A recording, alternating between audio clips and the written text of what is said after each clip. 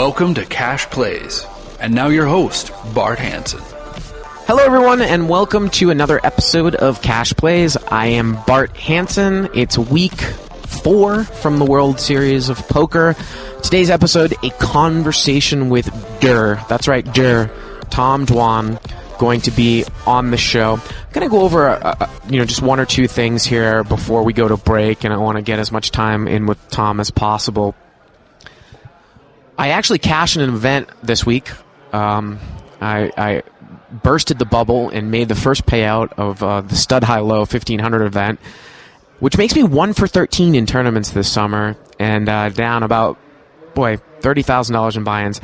It's been a rough tournament road for me. Luckily for me, I've been doing extremely well in the side games, splitting my time between 25 no limit and 100-200 Omaha high-low limit. And things have gone really well.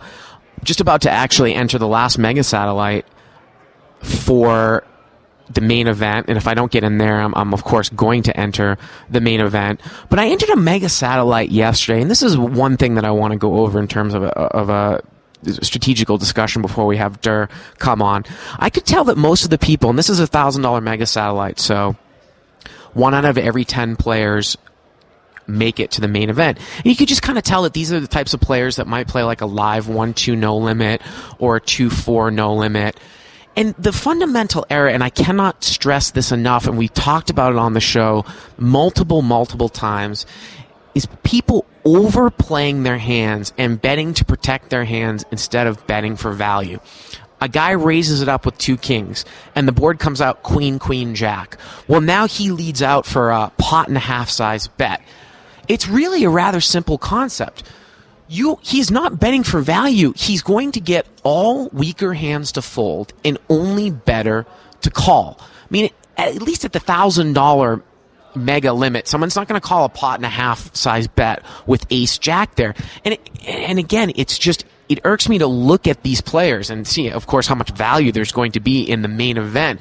But those of you who play those no limit, those smaller no-limit games, you're trying to make your way up through no-limit, think of why you are betting and the amount that you're going to bet, especially when you hold a very premium hand pre-flop and you think all of a sudden, I want to bet to protect it. And even if the board doesn't even come out that scary, let's say, you raise it up with pocket kings or pocket queens or pocket aces, and the board comes out 9-deuce-3, and the pot has $80 in it. Well, you're not going to bet $200 to protect against the draws because you're only going to get played back at by hands that beat you, and you are going to blow out all hands that you could extract value from, like a draw. You're actually betting to extract value from a draw, maybe from a top pair like a 9, maybe from pocket 10s. But it was just absolutely amazing to me to see how many people there are at these low levels that do not bet their hands correctly. And I cannot stress it enough. So I'm going to head over to the Mega Satellite room and play in this last Mega Satellite here on Wednesday. We are going to take a little bit of a break. Again, you can email the show at cashplays@pokerroad.com. And as always, send in voicemails, 877-836-ROAD, 877-836-ROAD. And I think I made a little flub last week and I said I wouldn't be reading emails anymore. What I meant to say was I wasn't going to be reading emails on that show. Of course I'm going to continue to read emails. I'm actually going to read an email with Durr coming up after the break, and get those voicemails in. I love to play those voicemails. Again, 877-836-ROAD. And if you send emails in, I really personally respond to each and every one of them, so that get those in cashplays@pokerroad.com. Really some exciting guests coming up. I actually just did a conversation after Durr with the second place finisher of the horse. He also final tabled the $10,000 mixed event, and his name is Mike DiMichele. And it took me a long time to pronounce that. It's not DiMichele, it's DiMichele. And he's from the East Coast and worked his way up through Foxwoods in the mixed games. And we just shot through horse in about 55 minutes, plus a little strategy on triple draw and Badoogie. And that is most likely going to be up next week. I hope to have Cole South coming up on the show. I also plan on having Paul Darden, Daniel Negreanu, and maybe quote-unquote God might come on the show as well. So look for those things in the next coming weeks. So with that, we're going to take a little break here, and we will be back with Tom Durr right here on Cash Plays. Cash Plays.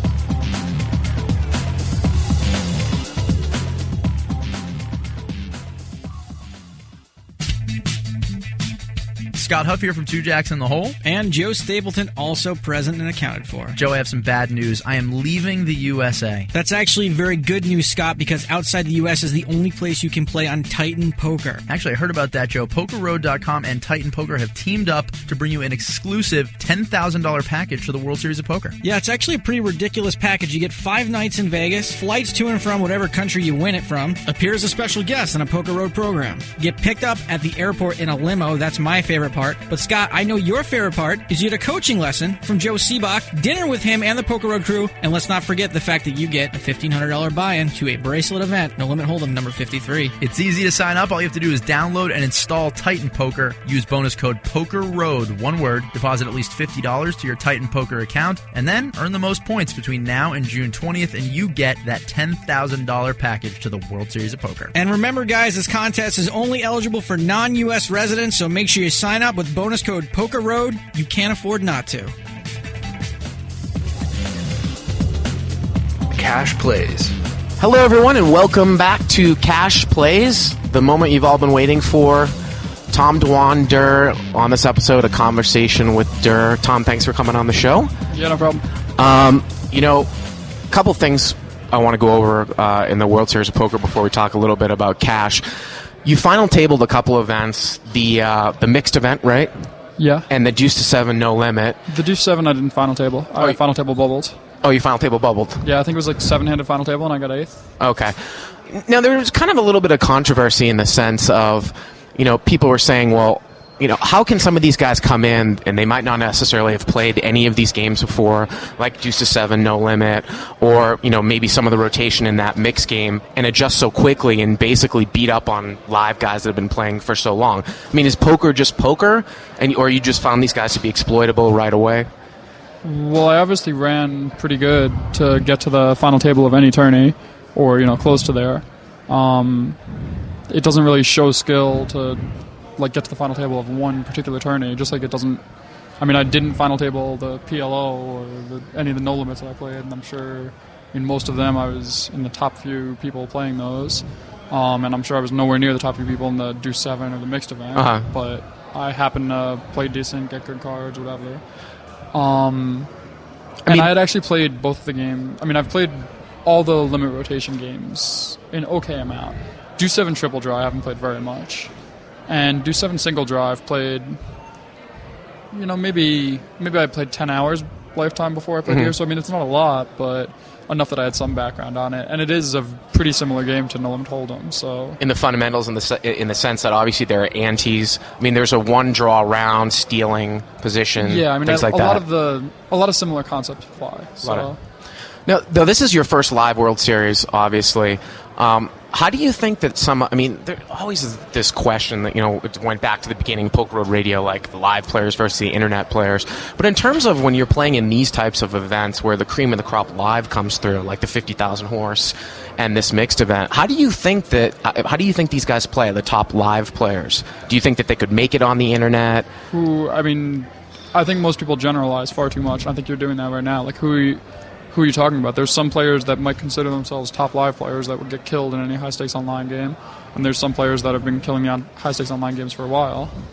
You can look at like an Ivy or Antonius, you probably call them live players, and they've won more online than most people. So obviously, the answer is it's basically going to depend on the player. I mean, I think you can't make big, large generalizations calling people like live players online players. I guess the argument that a lot of internet players make is even if you're not looking at the cream of the crop internet top live players, but you're looking at, say, like the average to good live player versus the average to good internet player, I guess the internet players would say that level, the internet players are way, way ahead. Well, if you look at someone who's playing 5-10 live compared to someone who's playing 5-10 online, regardless of the game, generally the online person's going to be better, because generally they're going to have more money, they're going to have played more hands, they're going to have more experience, they're going to have talked about hands more, and also the games are tougher online at 510, because someone who can play 510 can play 8 tables of it, so you're going to be playing tough regulars on a lot of the tables, and the fish are only going to play 1 or 2 tables, whereas live, the good players can only play 1 table, and the bad players can only play 1 table, so there's a much better ratio of fish to good players, so someone who can only beat 510 live and not 1020 is probably not as good as someone who can only beat 510 online and not 1020. Now, it's interesting, too, because, again, you played in a fair amount of the bigger buy-in events, and this is cash plays, but I wanted to ask you this question. In the sense, if you're really, really deep in a big tournament, talking about being deep stack, how do you approach being differently, say, if you were 150 big blinds deep in a cash game versus being 150 big blinds deep in a tournament in terms of strategy? I play them both pretty similarly. You do? Okay. I'm barring weird money payout things or side bets or something like that, but generally I play them somewhat similarly. There's a few slight things I might do different in a tourney, which would be like mainly being slightly more aggro in some spots where I can maybe get a little bit extra fold equity because it's a tourney, and pot controlling a little more in some spots where I don't want to have tough decisions because there's the tourney considerations if there's like a payout jump coming or something. But they're both pretty similar, so I generally play them that way. What do you think about the players that almost basically change up their style when they get a deep stack in terms of just attackers, pressure, aggro? I mean, that can be right sometimes, depending on the table, but if that's right, then it would be right in a cash game too with those people if they're all playing tight. I think having one overall strategy is obviously a bad idea, and it should matter how the people at your table are playing, and if they all have 10 big blinds and it's a World Series main event and there's 2 people to the money and 9 of the people at your table all satellited in except you, well then, yeah, you should be raising every hand because they're all going to want to make the money. If you're on the bubble of the 10K pot limit hold'em or whatever the first tourney was, right, where 80% of the field is going to like the extra 20K but not really care that much and it's not going to change their life at all, then it's not really a good strategy to be raising every hand because people might fold a borderline hand that they're supposed to get in or whatever because they want to make the money, but they're not going to be making any gross folds. So I don't know. I think it just depends a lot on the table makeup. Well, let's move over to some no-limit cash questions, and this is kind of the bread and butter of obviously why we wanted you to have on, because you talked about being deep, or we just talked about being deep, and with these new advent of 200 big blind tables online, when you're playing live, obviously you're usually deeper than 100 big blinds. I'm trying to figure out, for you, where is the in-between between basically, pot controlling when you're deep and then inflating a pot when you want to bluff, and then inflating a pot with a medium strength hand when you want a guy to, say, call down light? Well, do I know if the person I'm playing against is going to call me down light or is going to fold to my bluff? I mean, you didn't give me enough info there. Normally I'd have a little more info that I think the person's either likely to be folding too much of this hand or likely to be calling too much, or I think a lot of people make general questions about poker that can't really be answered easily. If there was an easy answer to that, then everyone would be making lots of money in high-stakes poker. I guess what I'm trying to get at is that we've had a couple guys on, a couple of online players like Krantz and some other guys that like to play live because they say it gives them the opportunity to play deep where they can float check raises and float big turn bets because they just know they can put so much pressure on the river that the guy can't call. And I guess my question is, how do you merge... But they're probably somewhat saying that so that they get a little more action when they do that with good hands. And they're probably somewhat exaggerating how often they do that, and they only do it when it's a good spot, which they're not also mentioning in their interview or whatever. But there's obviously some spots where if you're super deep, there's going to be some live grinder who's got to have his bankroll on the table, and you can just bluff him every single hand. On the other hand, there's spots where you should be showing up with the goods every single time because you're so deep that the other person's going to have the nuts a lot or whatever, and you just want them to mess up and call off 500 big blinds when they shouldn't be or something. But poker's a very opponent-dependent game, and I don't think there's any large generalization, I would say, towards deep stack play as far as like pot controlling or not. I think it just depends a lot on who you're playing against. versus some live players who don't raise enough, you can just fire shells nonstop, especially if you're in position, and just check behind when you have a medium strength hand on turn and river, and when you have a crap hand or a good hand, just fire nonstop, because they're never going to check raise bluff you. They're only going to check raise when they have like complete nuts. And that makes it really easy to just fire nonstop, because you're never going to have hard decisions. So normally, let's say that you're playing against a guy that's kind of a live nitty player that you don't necessarily think is that good. And again, because we were kind of generalizing, so I'm trying to kind of let's try to like break it down. Then I'm going to be doing a lot more betting than I would versus someone decent. If every single hand I'm playing, I mean, you just mentioned France, so if every single hand I'm playing him, and every time he bets, we're 1,000 big blinds deep, and every time he bets on the flop like 5 or 6 big blinds, I'm just raising him to 20. Well, some of those times he's going to make it 60 big blinds. And then I'm going to have a tough decision when I have like middle pair or top pair. But if I'm playing some live guy who isn't used to playing against aggressive people, then I can just make it 20 big blinds every time, and they're going to either call or fold. So I'm not ever really losing anything. Once people start playing back at you and playing aggressively versus you, then you obviously need to change up your style somewhat, and you can't just keep pounding as much.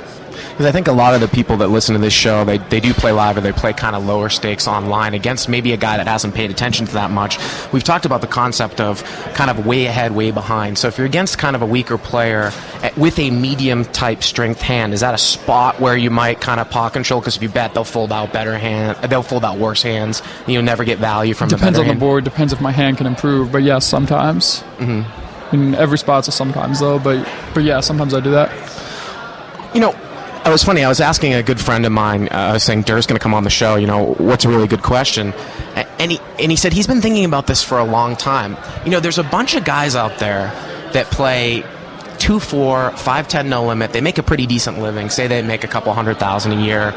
Or there's guys that, you know, grind it out live that do the same. But what's the difference between a guy that's making, say, 3 or 4 poker tracker big bets per 100 at those levels, and a guy that's like the online super elite, you know, making millions and millions a year? Was it a turning point in your career?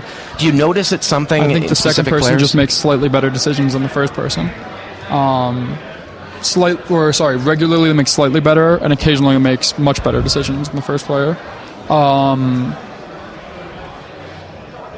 But I would say that there's also a decent amount of variance, and like someone could be a winning 5-10 player who maybe ran bad in their shots at 25-50 and actually could beat it, or maybe just had the wrong mindset when they started playing it or whatever. I don't think there's that much separating them, but the person who's making tons more money is probably a little bit better at poker, a little bit better at making decisions in hands, and like a little smarter overall with their money or something like that. Or they could just be gambling a ton, one of the two. Well, that was, we had a lot of emails and talking about taking shots and, types of bankroll considerations. When you were coming up, were you, pretty liberal with your bankroll, pretty conservative with your bankroll? What's your whole idea of taking shots? I mean, I've never ever put myself in a situation where I could ever go anywhere near busto. But I've also taken a lot more shots than most people I know.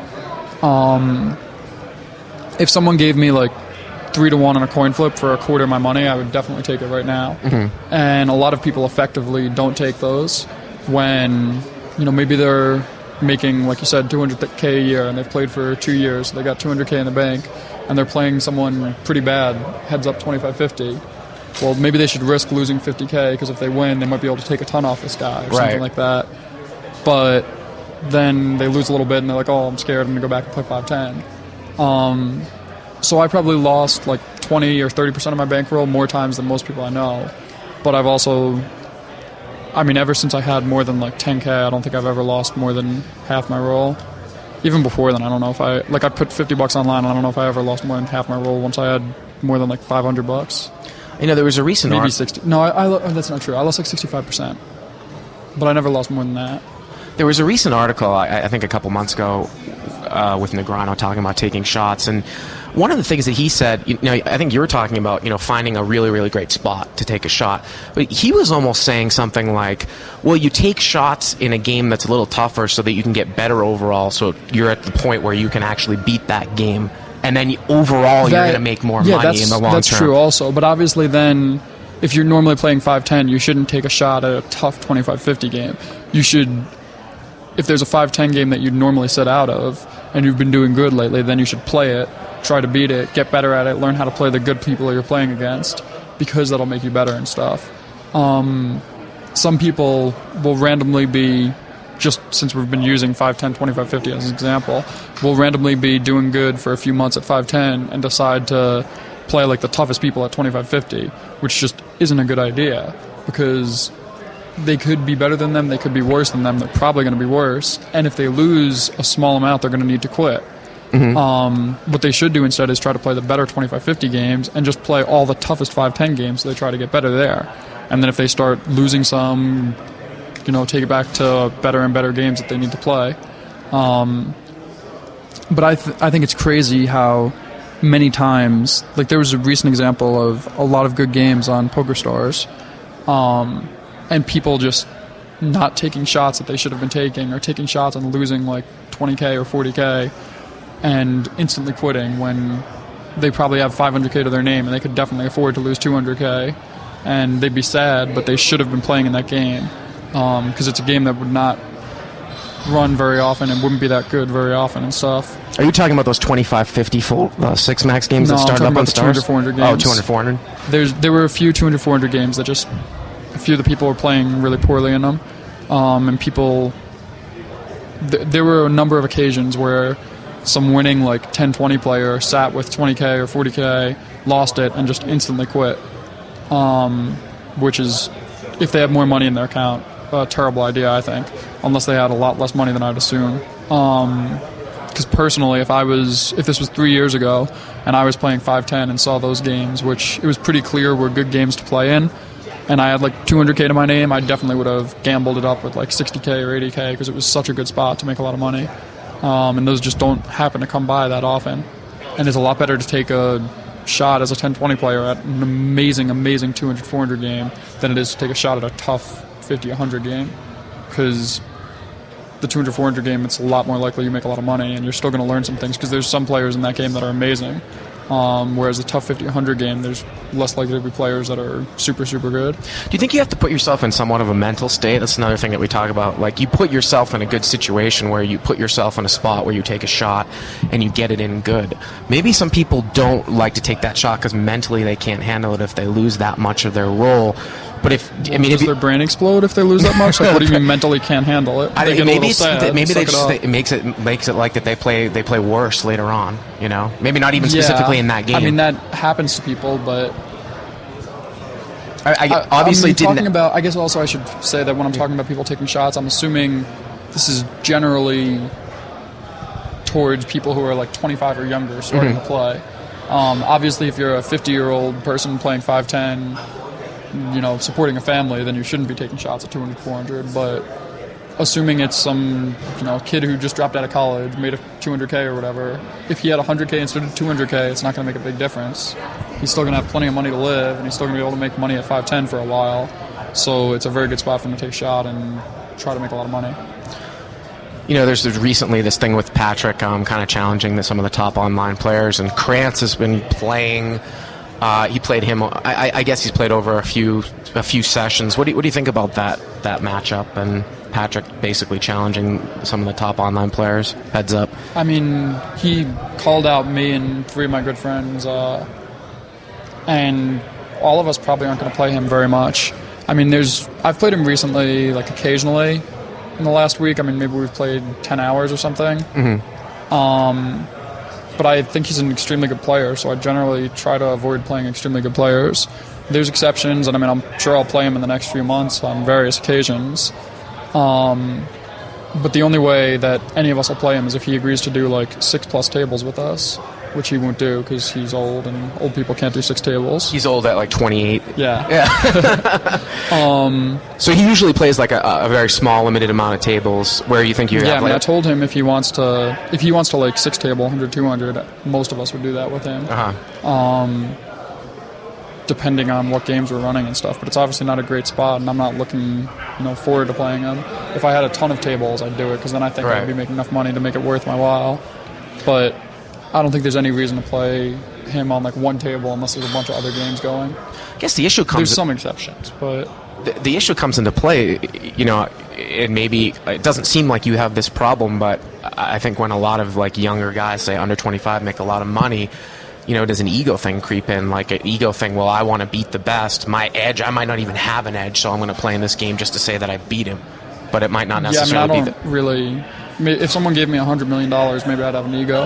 Right. But I'm not rich enough at the moment to have an ego because it's just way too possible for someone with an ego to lose a huge amount of money playing someone else heads up who's slightly better than them, because there's so much variance in heads up and so many intricacies that people can get wrong once they start losing.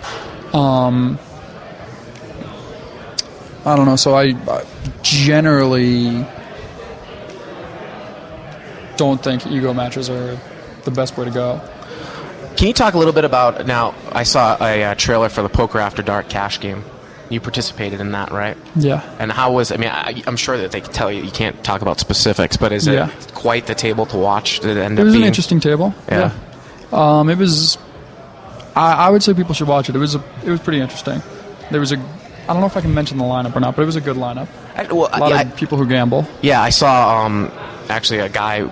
I saw him. He came over before the interview. This guy with the colored hair. I forget his name, but he plays commerce all the time. Big player, and was Brandon Adams. I think there's a trailer for it up on YouTube. He wasn't. Brandon Adams wasn't in mine.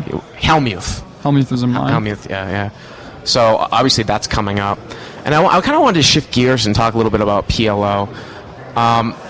You know, it seems like a ton of the live action here at the Rio was in PLO and not in No Limit. When people are trying to move over from No Limit Hold'em and don't have that much experience in PLO, what are some of like the biggest mistakes that you see that they make? I mean, I don't want people to stop giving me money, but overrating hands that they shouldn't be overrating, or underrating hands they shouldn't be like just valuing hands wrong, because it's a very different game than No Limit. So that would be the main thing. Valuing like after the flop or pre-flop or both?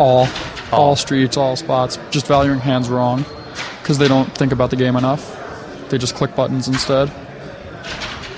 So, do you have any suggestion for someone who might be able to get better? Is it just an issue of experience and thinking about the game? They should play like heads up 2-4 to try to learn.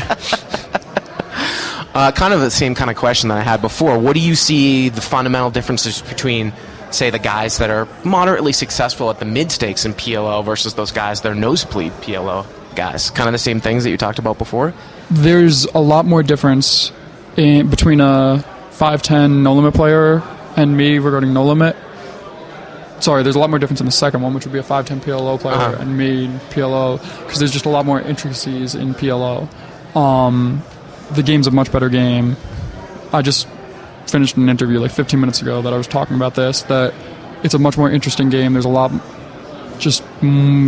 more situations that come up where your opponent doesn't have an extremely defined hand range, where in No Limit a lot of times someone's either bluffing or value betting, or you know, maybe they like, it's a spot they either have air, a flush draw, or a set, you know, or 2-pair plus or something is like their range. In PLO, it's like they can have a wrap, they can have 2-pair and a gut shot, they can have a set, they can have a hand they're bet folding, a hand they're bet deciding, a hand they're getting in. Like, there's just a lot more hands people can show up with in all spots. In No Limit, there's not too many hands it would be right to put in like 200 big blinds if you had 1,000 big blind stack with. You know, I mean, there's a very, very small range. In PLO, I mean, there's dozens and dozens of different types of hands. Like, obviously, any like double suited aces or 3, 4, 5, 6 double suited. So it's just a very different game. For example, in No Limit, if it went, like, let's say we're playing heads up, and I raise, and we have 1,000 big blinds, just to, you know. So I make it 3 big blinds, you make it 9, I make it 27, you make it 81, I make it 2, whatever the hell pot would be, 243, and you call. Well, if the flop's 2, 3, 4, it almost never hit either one of us, because that'd be pretty terrible to have 2s, 3s, or 4s. Right. Whereas in PLO, you can show up with 3, 4, 5, 6 double suited, and it'd be completely fine. Just like you can show up with Jack 10, 9, 8 double suited, or King, King, Queen, Queen, or whatever. Like, I'm just trying to say I think the game's a lot more interesting game because it's not as defined as No Limit. Where in No Limit, there's spots where it's like, there was a recent hand pre-flop that I had with Krantz where there were like 5 bets in, And basically, it was either we had Queens Plus, maybe Ace King suited, or folding. In no limit, you're talking about. Yeah, right. this is like 250 or 300 big blinds. Right, right. And just like, I don't know, it's a lot different than PLO because it's not. No limit, at least pre-flop, is a lot more structured of a game than PLO is. Like, I could probably play pre-flop at 5-10 PLO, needing to open every hand that was folded to me profitably, no problem. Mm-hmm. Whereas 5-10 no limit, people would be re-raising me and I need to fold. PLO is a much more interesting game because of the equities being so similar. Anyway. One of the other things I actually asked Brian Townsend the same question. He says he prefers PLO as well. And the question I asked him was, these guys that are short stack the PLO,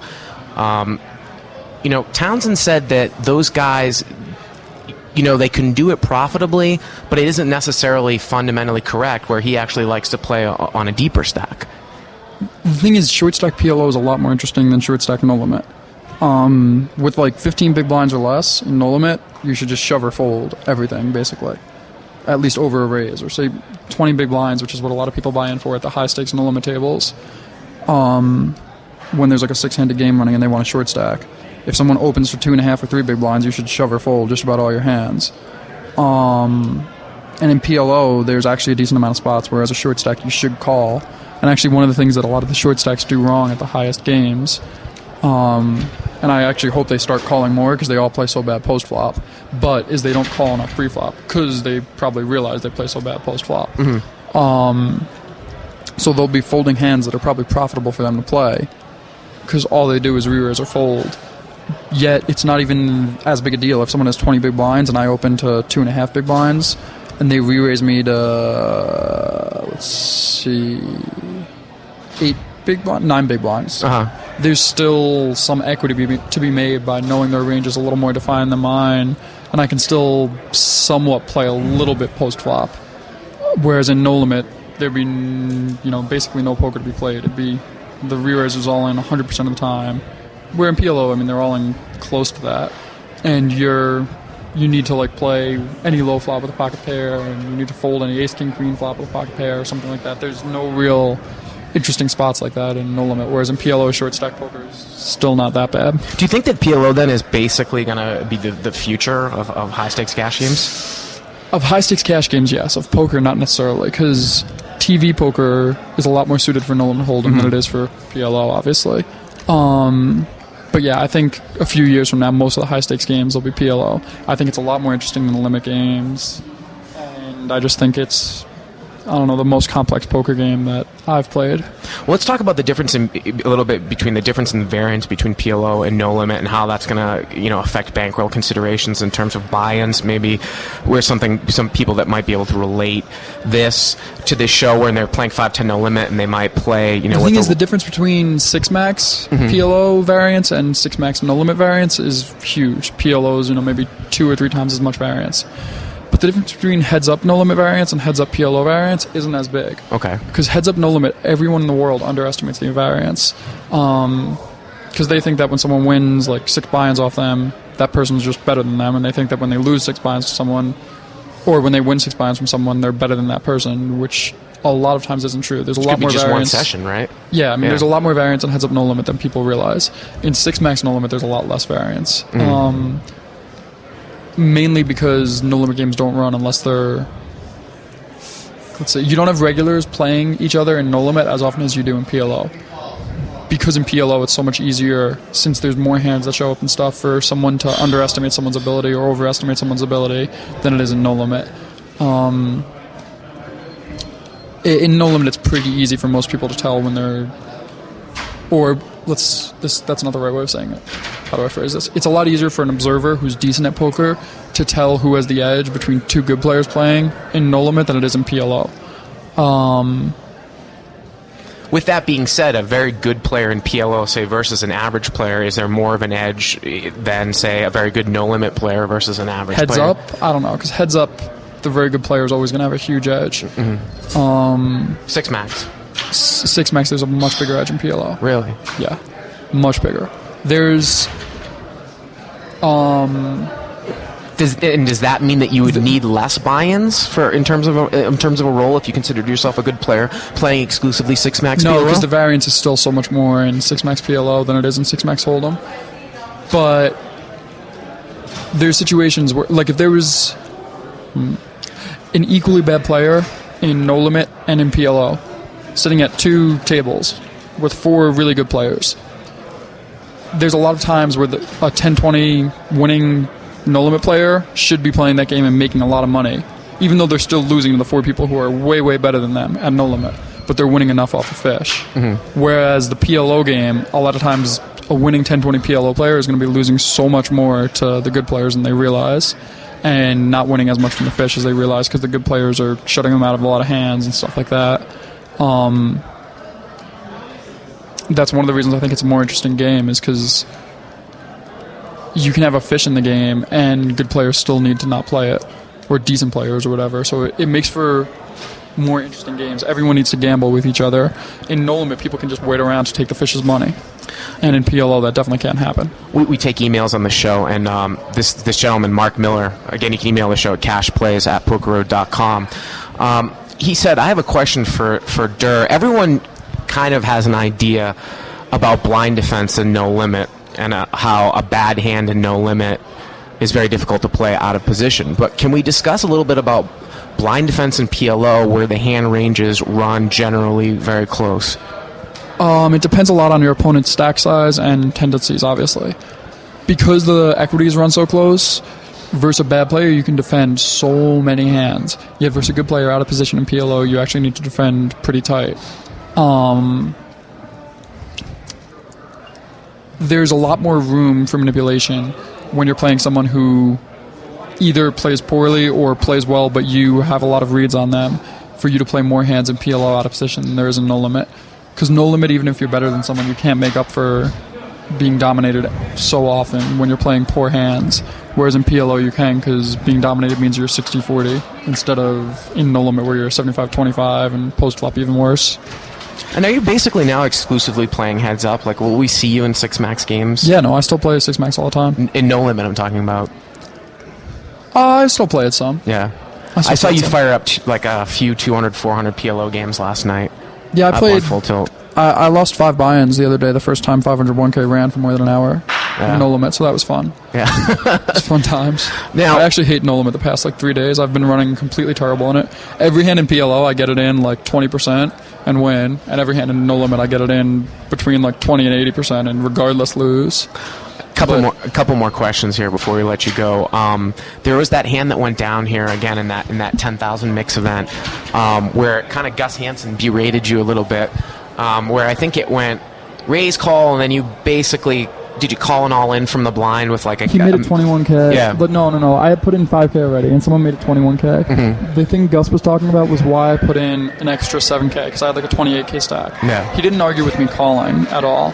Because it was very clear that Gus and the other guy both had high cards, and my equity's decent. But I put in... I could have called and left 7k behind at a 63k pot, and then folded a very small number of flops, which is what he was saying I should do. And I think he's wrong, but I'm not fully convinced he is. But the reason I didn't really think much about it is because there was about 8 minutes left in the day. We were nowhere near the money, and I did not want to come back the next day with 7k chips. So even if it was very, very, very slightly more plus EV, I'd rather have a gamble of being able to right. So it was just a slight gamble, maybe. But I actually do think it was more plus EV to stick it in because I think Gus would have been able to fold too much post flop, and then I don't have that extra 7k on times I flop good. But I could be wrong. I'm not sure. I also thought Gus would fold out the other guy more when there's a dry side pot than if they created a side pot by the other guy betting first. So I still think that I should have played it how I did, regardless of the wanting to leave early. But I don't really care to think about it because it doesn't matter because I wanted to leave early. Right. Even if Gus proved to me that I was wrong, I still would have stuck it in because I wanted to leave. Regardless of what your specific hand is, and if anyone really wants to know, you can go look at the poker updates. I had 10-8-7-5 with a suit, and Gus had king 6-7, and the other guy had ace rag. So, I mean, my hand was in pretty good shape. The concept that I found interesting about that was what you just said, where you actually got it in there so that if Gus did open shove on the side on the flop, then you're only against him, right? Right. For the main pot, which is, and I think, the idea would be that Gus could have maybe ace, king, queen, 5, and the flop could come, I don't know, queen, 7, 3. Yeah. And then Gus shoves, and I get it in better versus him than if it was 3 ways. Right. Now, you've been playing some of the horse games, right, on Full Tilt a little bit? Yeah, I mean, I've played 2K, 4K a bit. Do you see yourself kind of spending more time? I mean, you play the 50,000 I'll be playing horse well. more in the next year or two, probably. Well, what do you think about limit poker in general and the different games? It sucks. It's terrible. It's so awful. Which is your favorite game in that rotation, or which is the one that you think that you need to work on the most? My favorite game is probably Stud 8, because it seems like the most interesting game out of either Stud or Stud 8. But I don't know. I think all the limit games suck. I need to work on 08 the most, probably, because so many people know how to play it well, and I don't know how to play it that well. Where a lot of people don't know how to play the Stud games that well, so even though I don't know how to play them that well, it's not that big a deal. Right. And I can make up for some difference with, like, poker skill, reading hands, etc. But limit poker in general just really sucks a lot. It's so fucking boring. It's terrible. Well, then why are you spending more time with it? Just because you think that's where some of the money's going to go down? No, there's not a lot of action there, and I can also get a decent amount of games where I play someone heads up one game they think they have a big edge in, and then they play me heads up a game where I do have a big edge in. There was an interesting hand that you did that you played against Tom Schneider during the 50,000 horse, where I think you check raised 6th Street with queens. Yeah, everyone that brought up that hand kind of didn't really understand it right, and they weren't at the table, so that's why. And I think Tom's a good player and all, and I've played with him a lot, and he definitely knows these games a lot better than me. At least the limit games. But in this one instance, he happened to do something wrong where he had the calling chips in his hand, and I was pretty confident that meant that he wanted one bet to go in on 6th. Now against most people that wouldn't matter at all, so he just got unlucky that I happened to be the one idiot who actually sometimes takes a second in limit poker, which is probably not the best thing to do, but it happened to work out for me this time. So as I was going to bed, I saw him do that and grab the chips to call, like, very subtly, and I was pretty confident that he wasn't hoping I would notice that or anything, so I checked, feeling pretty confident that he would bet. But I mean, that might have been wrong. It wasn't like I had a super read or anything. I just thought that since he was grabbing the chips to bet, he'd end up betting. I thought it meant he had a weak one pairish kind of hand. So he bet, I check raised, and then I bet 7th. So it wasn't some sort of amazing Ted Forrest stud move. It was just kind of a feel thing for you. Well, in that case, I mean, that's a pretty solid logic-based read that someone who has the chips in their hand and is happily going to call is probably going to bet if you check to them in a limit game, because they probably feel like they have the best hand, at least versus me, since I play those games pretty aggressively and stuff.